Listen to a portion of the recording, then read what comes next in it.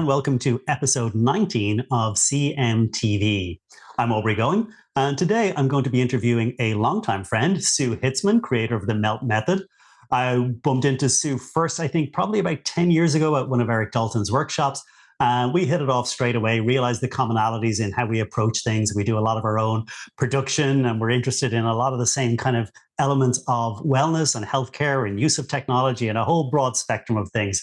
So first of all, I'd like to say, welcome, Sue. It's great to see you. Thank you so much, Aubrey. Pleasure to be here. Great. Sue, I believe you've been globetrotting like myself.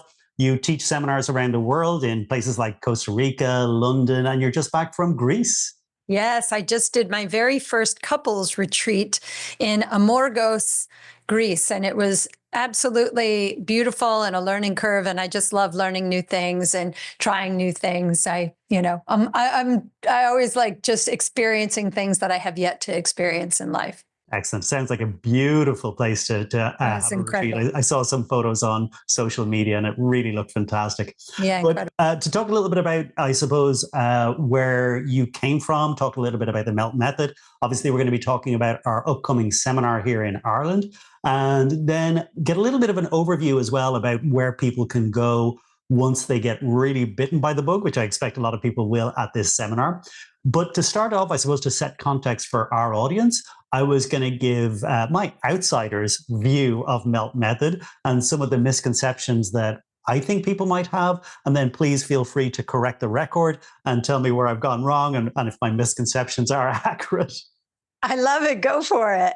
Okay, so I suppose, first of all, because there is a roller used as part of melting, along with melt balls, people oftentimes conflate or confuse it with foam rolling. So I actually have a kind of traditional foam roller here.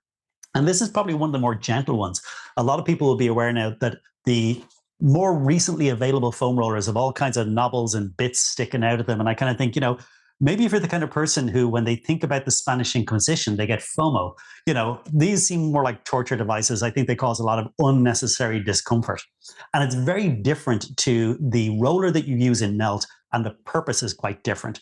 Yes. But because there's a roller, people think they're the same thing. Now, not to down foam rolling, because I think it does have an advantage. It's been shown to increase tissue reperfusion. So if people roll on these correctly, they can squeeze out metabolites to a certain extent, and they can do something to kind of hydrate their tissues a little bit. But I think the problem is most people irritate the nervous system. They create a lot of protective guarding because they put a lot of body weight on. And again, if you've got those knobbles increasing intensity, it's not doing anything other than creating pain. Whereas my understanding, based on some of the virtual classes you did for us over the COVID times a while back, where we were using the roller with some of our level 5 students, our third year sports massage students. So I would say that the big difference with this is the coating on it as well, the fact that it actually is soft. So this is not a device of torture. But the rubber coating means you can hook tissue and then create movement, which is very different, that you actually get a shear that will help separate adhered tissue. So it does create the same tissue reperfusion, whether you're using the melt balls or the melt roller that you would get from a traditional roller. It's a lot more comfortable to use. It does create a myofascial release because you can get some shear. It does help to flush tissues and get rid of metabolites, but it also has really a powerful impact on the nervous system. I know you talk a lot about things like neurostrength and things like that. And we oftentimes say if you change nervous system input, you can change nervous system output. And we've got to bear in mind that pain is an output of the nervous system. It's an interpretation.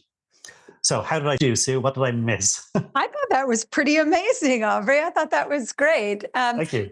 Things I would add, you're right. Like I have actually one of the fuller rollers, and not only is the roller softer, I know it's probably hard to see it, but there's a texture on the roller, just enough, because I'm with you. I think I wouldn't even put a horse on one of those kind of rollers with all those hard dabs. I think to myself, what are you trying to do with that thing, right? And so our roller is very soft. It's got a real soft give to it. And so it is more like hands-on therapy. So I would never, if a client came to me saying, hey, my neck hurts, the last thing I'm going to do is like jam my elbow into their neck. And I think beyond the tools that we use, I feel like Melt is a more intelligent, refined methodology of self-care. And the fundamental, it's called the 4Rs protocol. The first R of Melt is reconnect. So just attuning yourself to your own body and to learn a little bit more about what you feel. I think that's the thing missing in a lot of protocols is just, hey, take this blunt object, jam it into where you hurt, or iron yourself like a shirt. And when you find a lumpy area, dig it out like you'll win an award for inflicting pain. And I sort of feel like just what you mentioned, if somebody has pain, the last thing that you want to do is increase pain to get out of it. It actually doesn't make any sense to me. So we take this more indirect before direct approach. We educate people that, hey, if your neck or a space of the body is hurting you, there's probably unnecessary tension in the masses causing compression in those spaces. So if you kind of take more the 360-foot view of the human body rather than looking at where you have pain, our job is to veer people's minds away from the pain points and start to attune themselves more in their bodies so that they can, again, change that nervous system's input and output and decrease pain response. So that you've hit it. That's it. Yeah, I think that it's really interesting as well. The terms that you use are very accessible, where you talk about tensions and spaces and things like that, that it describes the feeling, the sense people will get. So it's Right. actually, it's very descriptive when people are participating in a melt session. The terminology matches the experience. And I think that's really unique as well. And it doesn't boggle people with too much anatomy, too much. It's not technical. Like I said, it's almost like a lived experience. You can feel it. Yeah, and that was actually a really important piece for me because I come from quite a bit of a science background, and I do like talking about the inner workings of the human body. I do like talking about it all. But when I first started teaching melt, I was literally bringing in strips of cow fascia into the room because I wanted people to touch it and experience it. And they were like, I don't even know where you got that. It's like, where's that from? I said, no, I got it from the butcher. I didn't like hurt anything. I didn't like take it out of an animal or anything. What do you think? So there is what I always find is when somebody really is looking to transform, change their bodies, especially when it comes to pain, they want to eliminate pain. The last thing you want to do is stress somebody out with technical information. So when I first, again, started teaching melt in group classes, I was really talking at people rather than having a conversation.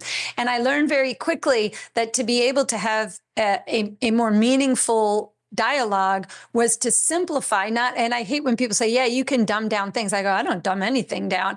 I just use terms that are a little more accessible to the listener, especially when they are not science people or athletes of any sort, or have any introduction to biology or physiology, which is most people. So I basically broke down not only the methodology into buckets, into the protocol, but also I started simplifying words. Like instead of talking about the autonomic nervous system, I would just call it your autopilot. And instead of talking about proprioception or interoception or sensory reception, I just call it body sense, right? That your body is actually sensing rather than your mind sensing, your body senses, right? So those kind of words really resonated with people, and it got the conversation going where if you practice and repeat melt, these are just terms that you hear over and over and over again. And I think it does empower people to actively participate in their care and kind of know not only what they're doing, but why they're doing it and how to do it effectively. I know that from having co-presented with you at different online events and different things like that, and seen some of your presentations, that your knowledge of fascia is absolutely superb. And I think when you have that and you have a deep understanding, you know how to condense it down. Like you said, you're not dumbing it down, you're condensing it down, you're making it accessible. And that's definitely evident in how you approach things. But I suppose I'd be curious, because the melt approach is quite unique as a self-care, self-treatment approach. How did you come up with it for those who haven't come across your work before? Where did this evolve out of? It actually spawned out of my private practice. I've been in the fitness industry literally since I was 16. The first thing I ever taught was jazzercise. I got certified in that. But as I went, exactly, as I went on and I was in the fitness industry, it was my own pain that veered me out of fitness and tried to figure out why my body was in pain. And the first diagnosis that I had was plantar fasciitis. And I just kept thinking, inflamed fascia. Like, what is inflamed fascia? Like, how does that even happen? And like, there's no exercise for that. How do you fix inflamed fascia? And that veered me out of fitness and into the healing arts of hands-on therapeutic intervention. And the first introduction that I had was cranial sacral therapy. And they spoke a little bit about fascia. And then I did visceral manipulation and lymph drainage. And fascia was always a piece of the puzzle, but it was never really brought to my attention as to exactly what it was. But as I started using light touch therapy in my strength and conditioning protocols, people got better faster. And some of it, I was even to myself, I was like, I don't even know why this stuff works so well. Like, that just seems like placebo, because I barely am doing anything. I'm just moving fluid or altering cranial rhythm. Like, how could that on earth help somebody so fast, right? So that was my first, like, wow, this is really something, this light touch therapy. And so I'm a voracious reader. I took a lot of courses. I was just dousing myself with it. And the way Melt transpired was I worked on a client who had chronic TMJ, migraines, neck and back pain, couldn't work anymore. She was kind of homebound, and she found out about me through a friend, and I treated her. And for the first time, she didn't have a migraine over the course of a number of days. And she was like, this is a miracle. So she'd come back and I'd work on her again. But it was like every 7 to 10 days, she was back in my office saying, yeah, I had a migraine last night. It was the worst. And I said to her, it's got to be something in your environment, because if we can stop it for days, there's got to be something that's hooking you back into it. And her exact words to me were, well, Sue, if you could invent a way for me to do to myself what you do with your magic hands, I'd stay out of your office once and for all. And I thought, well, I would be unemployed if that's possible. But I mean, that did actually sound like, I wonder if you could do light touch therapeutic intervention and decompress your own neck or decompress your own low back. Like, how would I do that? So I started playing around with balls and rocks and rollers, and I came up with this. My first invention was a piece of PVC piping. I wrapped it in bubble wrap.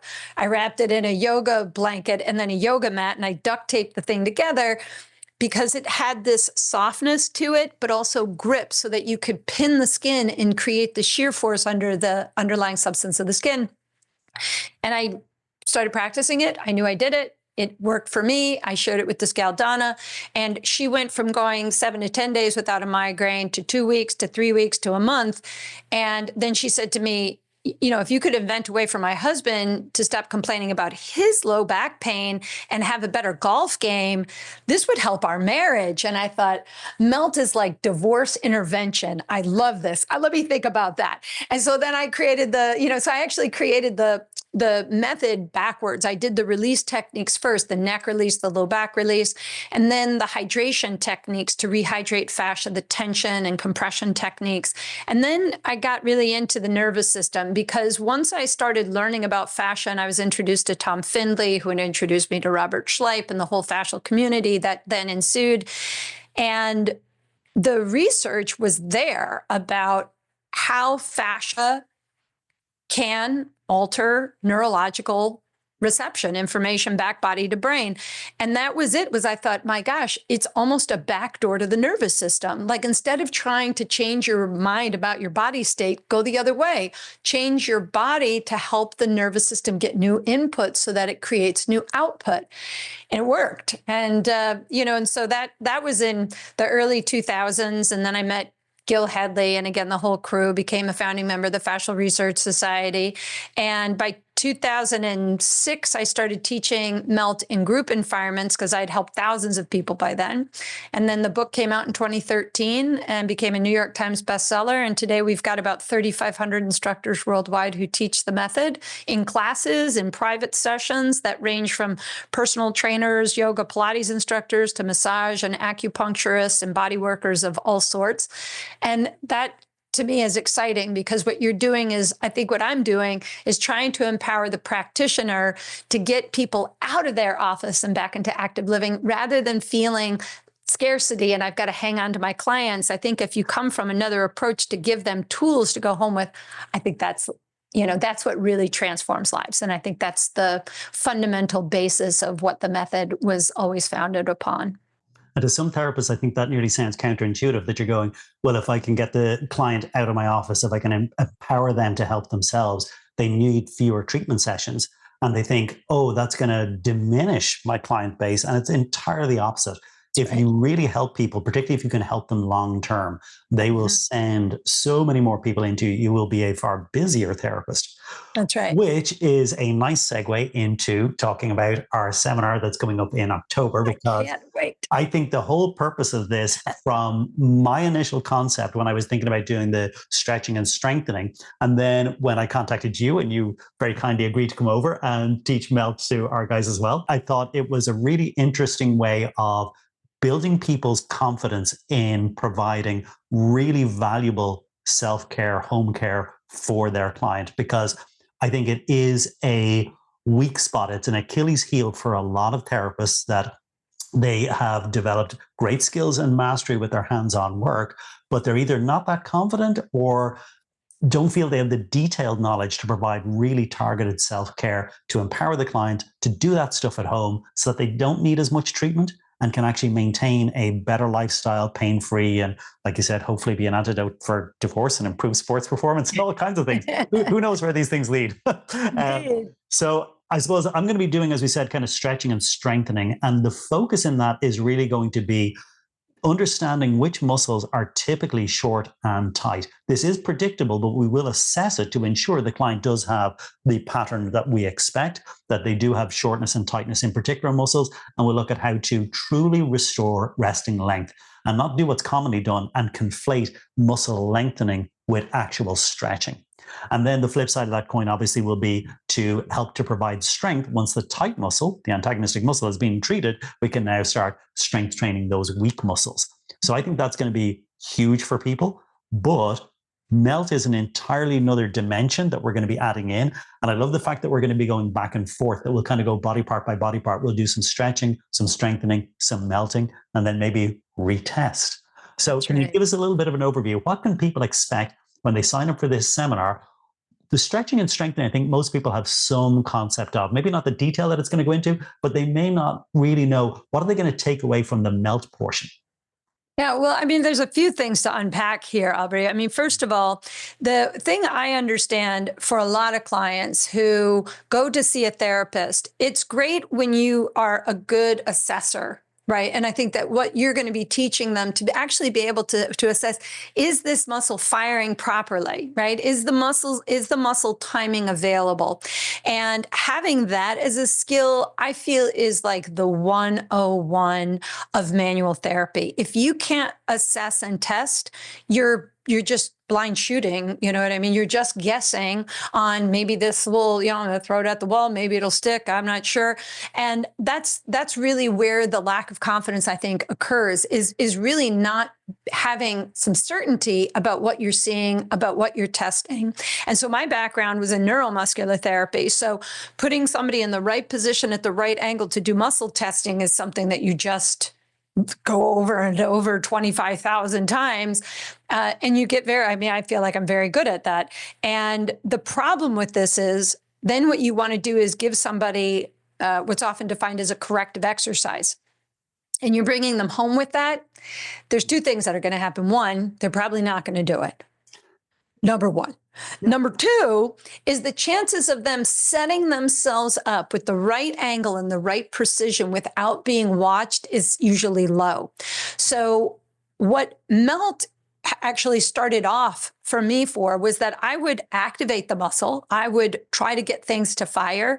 And then I would give them homework of melt to say, now all I want you to do is help your nervous system reclaim these pathways of stabilization by keeping the tissue hydrated and by using touch and sensory awareness to enhance the neural feedback that we need to regain. And I just want you to do this one thing and then come back in a week and let's see if you look and feel different. And what I found was that, it was like, it went from, maybe they made a 2% change to a 30% change in a single week. And I'd be like, hey, where's your limp?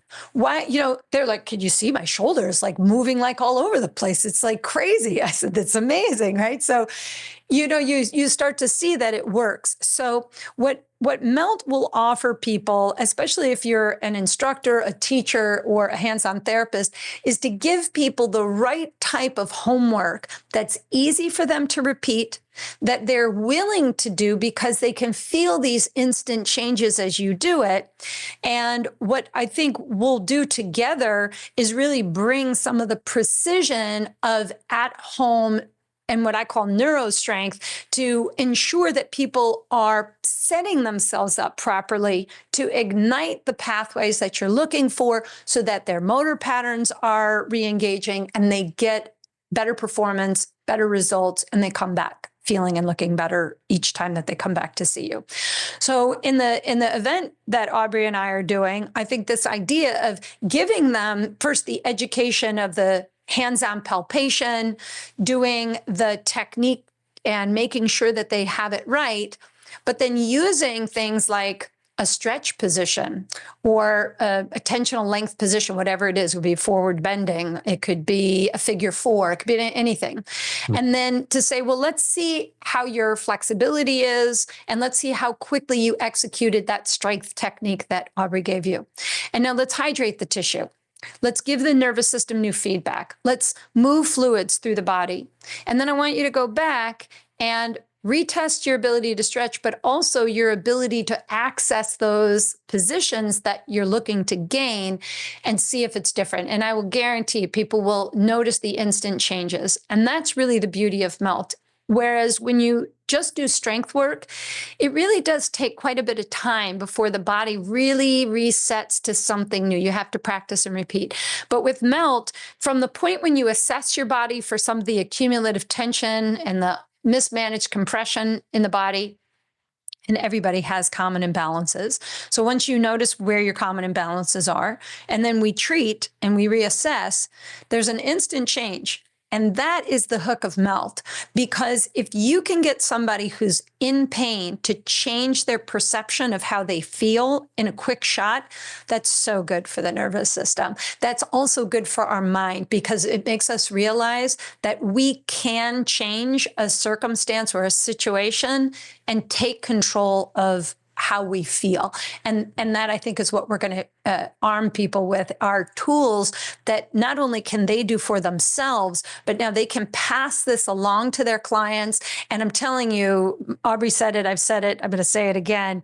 When you can empower your client to go home and do things on their own and feel that they're getting better, well, hey, yeah, you know what? You might lose them as a client, but something's always going to happen, an accident, something where they're always calling you back. I mean, I've seen clients that I hadn't seen for 5 years suddenly call me and say, hey, are you still seeing people? I hurt my back, because everybody does something. And then I'll say to them, when was the last time you melted? And they're like, oh, I only do it sometimes. And I said, well, see, so if you instill it as a long-term thing, it would probably be better for you. But the beauty is when you can really empower people to transform, they're going to tell everybody that they know, and everybody's going to see that they're different. Hey, you're moving better. I practiced this technique and I'm like, this is amazing. You should find out about it. And the word of mouth is really what grows a private practice in hands-on therapy, is success rates. And I think that what we're going to give people are better tools to create better success rates in their private practice. And I would think that we're probably going to get a mix of attendees where I think a lot of people coming along are going to be manual therapists. I think we'll get people from a movement background. We'll get people who are like fitness instructors, personal trainers, sports scientists, maybe even sports psychologists.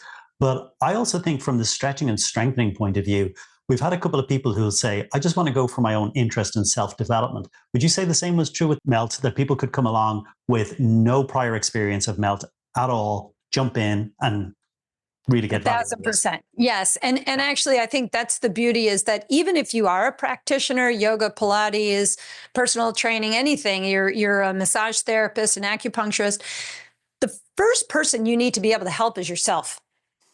And really what I find with a lot of therapists is that they actually don't have a lot of tools in their own personal toolbox.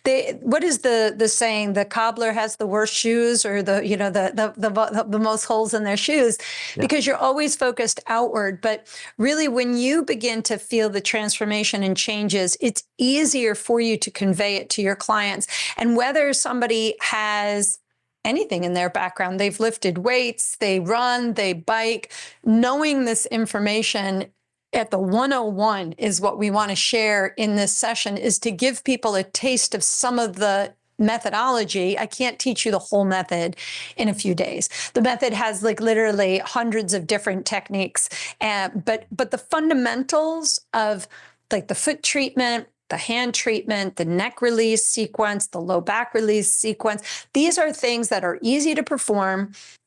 Each sequence tends to take about 10 minutes. And once you learn how to do them, you can just go back and watch and rewatch. So for us, we have Melt On Demand, which is our streaming platform. So once they take this course, they could then go to the platform and look up the moves that they've practiced. And there they are in close-up form, tutorials, techniques, so that they can refine their skills. But there's nothing like being in a live setting with a small group of people, delivering a message that is for whomever is there. We have a closed environment. It's the best time to gain the most rich information, because you're really there, hands-on, adjusting, watching, having partners. This is really what makes the event something super special. Yeah, I think most corrective manual therapists are going to relate to that, because they totally see the benefit of in-person hands-on training, and then how you can reinforce that with various other like streaming and books and video. But you can't beat the one-to-one hands-on in a class experience. It adds a different dimension. I might even drop this one, that the therapists who come, I would find your favorite client, the one that always comes back to you no matter what their problem is, and bring them to the event, because here they're going to learn something you're learning and you can practice on them. And that kind of stuff, I feel, is probably one of the best ways to grow your practice, is to get one of your clients to come with you. I think that's a great opportunity. Brilliant idea. Yeah. And I know you're also, while you're over here, like we said, your first time teaching in Ireland, which is going to be really exciting, or teaching in person, I should say, because you have done a number of virtual events with us. But I know you're doing a practitioner seminar as well, but that's purely for people who've already taken some MELT training with you. So that is happening the week before. Yes, it's the week before, the few days before. I think it's a 4-day event. And this one is for any level of MELT instructors, for people who are hand and foot all the way to level 5. And it's a great way to refine their skills. And that is part of our practice, what we do, because COVID changed the world. And I went from teaching about 16 to 20 events a year to moving it all online. And now we love doing these live settings because, again, it just amplifies the knowledge, the touch cueing, the positioning. And, clients or instructors will say, yeah, I was definitely doing that one wrong. I didn't quite understand that, even though the videos are very clear and they're very close up. When you're in a live setting, there really is nothing so precious that when you have a small group of people learning with one another and being able to ask questions in real time. And if they are frustrated with a technique, that you can just stop that right there and look, it's this, and you just change their position and boom, off you go. So I think much more tailored, so much more individual. You can see what they're doing and go, oh, this is the correction you need, rather than talking in more general terms. Yeah. Yeah. That's one of my favorite things, I think, is live settings. I think you get the best practitioners, the best educators are the people who go to events. Absolutely. And I think it's going to be interesting as well, because it kind of shows people that there is a journey, there's a pathway that they can go on, that there is continuity, there's development. They can go from this initial experience. Like you said, it's not going to cover everything. We've only got 3 days, but it's going to give people a nice overview. And then they can see they can pursue that all the way up to practitioner training. They can actually become an instructor. Would that be That's right. accurate to say? Yeah. Yes, absolutely. And, I mean, honestly, Aubrey, like your ability and skill is so at a high caliber. And I think that anybody who would take this would then also find you as a practitioner to learn more from. Because, I mean, you're saying it, all we can do is give some really kind of like 101, really basic techniques that we have seen in our own practice are the ones that really make big changes. And we want to spend time giving them the refined skill of what they need to experience to be able to use this and to go home and practice. But I would also say that these kind of 3-day events are the ones that should spark the interest to get you hungry to learn more and to become certified, to become trained, to take some of these courses that you do because you have piles of them, not only online, but live. And that it really is, I think, important that we're always in a state of being a student and not always a teacher. Like we want to be learning. I'm always taking courses, classes, reading things. I think it's part of being at the top of your field and cutting edge is that you're constantly in a state of learning and growing. Amen to that. I definitely find myself in exactly the same boat.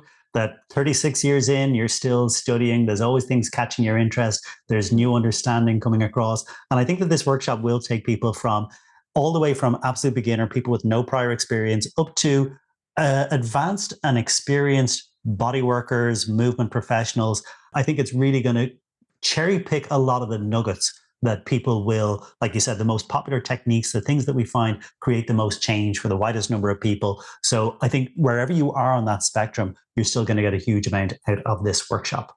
Indeed, even if you are, I always feel like the people who think that they know everything, at some point or other, you wake up and you're 50 and you realize you don't know anything.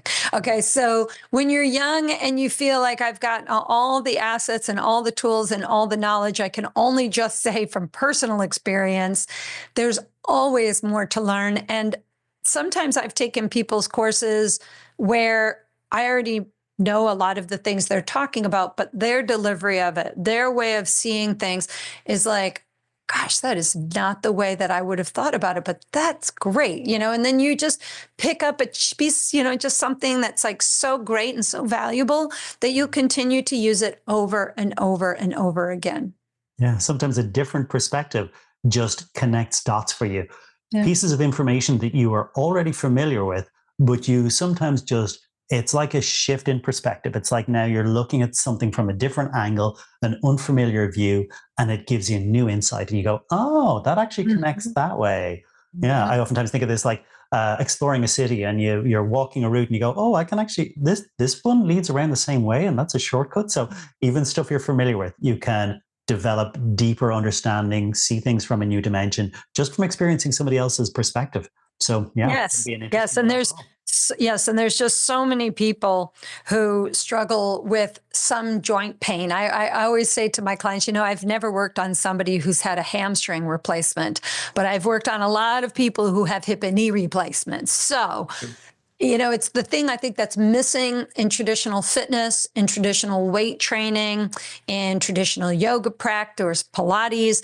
I think that we forget to really be joint focused, to try to understand that when muscles lock short, lock long, are tight, are weak, are inhibited, whatever the word you want to call it, when there's inefficiency and imbalances in the body, you don't not move. Your nervous system is so fantastic. It just compensates to get you where you want to go. So I always think about it like how you said, you live in a suburb and you got to get downtown at 8 o'clock in the morning for work. But in the morning, there's always traffic on the highway. So you got to get to work on time. So you take side streets instead of getting up earlier to get you where you want to go in relatively the same amount of time, right? But the problem is on the weekends, when somebody invites you downtown for brunch, you, because of habit, are taking the side streets when you could take the highway because there's no traffic. But that's how our nervous system oftentimes deals with compensation, inefficiencies, imbalances, again, dysregulation, whatever you want to call it. But the nervous system compensates to get us where we want to go, but side streets are not made for thoroughfare. And so now you're going to get potholes and your car is going to break down, et cetera. And now you've got bigger problems. And that's really what happens to a lot of people, is that we ignore what I call pre-pain signals. And we just kind of call it normal ache or normal pain or it's aging. And I think we really need to think of the body in a different way, that if we have the right tools, that we can mitigate and actually become proactive to pain rather than reactive and dealing with a pain point after we have it. And the proactive mindset is what improves performance. And athletes, I always say, athletes do what works. If it doesn't work, they don't do it anymore. If it works, they do it. So and I think while athletes are running faster to some extent, we are breaking records. The biomechanics of human beings is being deeply affected by the repetitive postures and habits of our modern day life. So most of us are not athletes in training. We might be athletes in our mind, but we're not athletes in training. Right. And I've been an athlete in training, and you're talking about 5, sometimes 6 hours a day working to train for a sport, a performance, et cetera. So this, I think, is, again, an opportunity for people, normal people, to realize that wherever you are on the spectrum of athleticism to non-athlete, that you're all human at the fundamental level. And repetitive postures and habits at the fundamental level are very similar to most people. So what I think they're going to come out of this event with us is, again, with tools to avoid problems in the future and to also recognize that they are already in a state of imbalance. Even if they don't have pain, they're going to start to identify it for themselves, which then empowers them to be proactive. And I really like that idea. I think people are going to finish that weekend like in a puddle of rubber. They'll just be all melted. Yes. I think it is that stitching time that saves 9. And I've definitely found what originally got me interested in corrective manual therapy was, as you were saying earlier, the effects are very quick. They're very immediate and very measurable. So I think at the end of that weekend, where we've gone through the entire body, I think people are going to feel phenomenal change within themselves, a freedom within their movement, a freedom from pain, an overall well-being that they probably haven't experienced in years. Because like you said, manual therapists, movement professionals, we oftentimes are the last to take care of ourselves. So this is your opportunity to take care of yourselves. And the other thing I noticed recently, I was just looking at the cost of flights. So for anybody who's going to follow Sue over from the US and visit us here in Ireland, flights are pretty cheap at the moment. They're in around the kind of $500, similar kind of from Canada and places like that. So most of North America, people can get here more inexpensively than you might imagine. So definitely worth looking into if you're considering it. Sue, anything else you want to cover before we finish up? No, just I think if anybody's curious about Melt, if this has piqued your interest and this is something that you have not heard about, I would encourage you to go to meltmethod.com, follow us on social media, follow us at Melt Method on Instagram, Sue Hitzmann on Instagram, Facebook as well, and learn a little bit more about the methodology, because it really is life-changing when you have a simple tool and simple techniques to yield big changes that you can do daily and make yourself feel better. So go and check out our website, learn a little bit more about it. But I would definitely say get your tickets and register for this event. You will not be disappointed. I'm really excited about this. When people sign up, they'll get access to our online learning. So we will have some supplemental videos. And I think, Sue, you said that you had a video that we're going to put behind that wall. This isn't for the public, yeah, but it will give people a nice overview about the concepts involved, that they can do a little bit of pre-study. They'll get familiar with the terminology and the concepts and things like that. So the sooner people sign up, the earlier they have access to some of that online material as well. So that's definitely an incentive for people, as well as the products and things they're going to get. They're going to get stuff to work with. So that's right. Yeah, if you register, you get a roller, you get the hand and foot therapy kit, and a resistance band. I think we're giving all 3 of them included into the price of the course. So that also that is kind of the reason to apply early. And I think we might even give them access 30 days before the event to Melt on Demand. So they can also watch some videos from our side. Once they have the products, they have a QR code that they can watch and learn a little bit and even practice a little at home before they get to the event. And I love that kind of idea. I mean, you had mentioned I just did this event in Greece, and we had people on the platform for about 30 days ahead. And then we also record all the videos and then we share those as well. So I always feel like for what you get out of 3 days is actually far more than the 72 hours you'll be with us. So definitely something to look forward to. It's going to be a great 3 days. I'm excited already, just haven't talked about it. I can't wait for the time to roll around. Yeah. So, Sue, I guess then in closing, I'd like to say thank you very much for taking the time to chat to us. Hopefully people feel much more informed now about what the Melt method is about, what it's going to do for them, the benefits they're going to get from this weekend, both stretching, strengthening, and melting. And I would encourage you guys to go ahead and sign up. We'll put details of the sign-up procedure in the show notes, as well as links to Sue's social media and her website as well.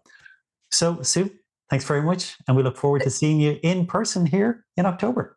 Thank you. Love it. Thanks very much. And thanks for watching, folks. We'll see you again soon. Thank you.